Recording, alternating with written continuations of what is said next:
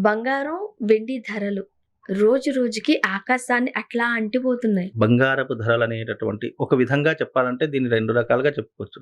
బంగారం అంటేనే ఒక మాఫియాకి సంబంధించినటువంటి వ్యవహారం.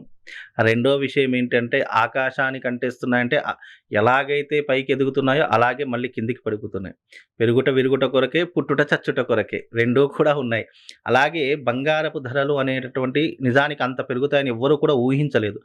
పెరిగితే సంవత్సర కాలంలో 2026 డిసెంబర్ వరకు పెరిగే అవకాశాలున్నాయని అంచనా వేస్తాం గానీ, 2026 ఉగాది రాకముందే దాదాపుగా 1,96,000కు చేరుకున్న బంగారం ధర ఈ రోజున మళ్ళీ పడిపోయి 1,60,000 కాడికి చేరుకోవడం జరిగింది. అంటే దాదాపుగా అంతవరకు చేరుకుంటుందని ఎవరు కూడా ఊహించలేకపోయారు.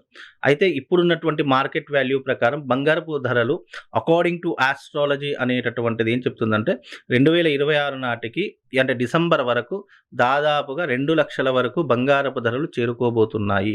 వెండి ధరలు దాదాపుగా 3,00,000 వరకు 3 నుంచి 3.5 లక్షల వరకు మళ్ళీ పుంజుకునేటటువంటి అవకాశాలు కనిపిస్తూ ఉన్నాయి అకార్డింగ్ టు ఎందుకు అని అంటే గనక ఫైనాన్షియల్ కారకుడు ఎవరు అంటే గురువు అవుతాడు ప్లానెటరీ పొజిషన్‌లో.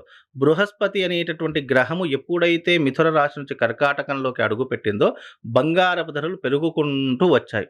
ఒక్కసారిగా మళ్ళీ గురువు ఎప్పుడైతే మిథున రాశిలోకి అడుగుపెట్టాడో, మళ్ళీ వక్రీకరించాడో, వెనక్కి వచ్చేసాడో మళ్ళీ బంగారపు ధరలు ఆటోమేటిక్‌గా తగ్గాయి.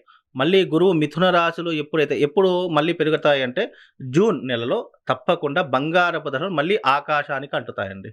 అప్పటి వరకు పెరిగితే 1000, 2000, 3000, 4000 వరకు పెరుగుతుంది. తగ్గితే రూ. 1000 అంటే పెరిగితే ఒక్కసారి 4000 పెరుగుతుంది. తగ్గితే 1000, 2000 అంటే దానికి సగభాగం మాత్రమే తగ్గుతుంది. కాబట్టి బంగారపు ధరలు ఇంకా పెరిగే అవకాశాలే ఉన్నాయి తప్ప తగ్గేటటువంటి అవకాశాలు లేవు. అనవసరంగా ఇప్పుడు సోషల్ మీడియాలో ఏమవుతుందంటే భారీగా తగ్గినటువంటి ధరలు అని చెప్తారు తప్ప దాని రేట్ ఎవరికీ తెలీదు.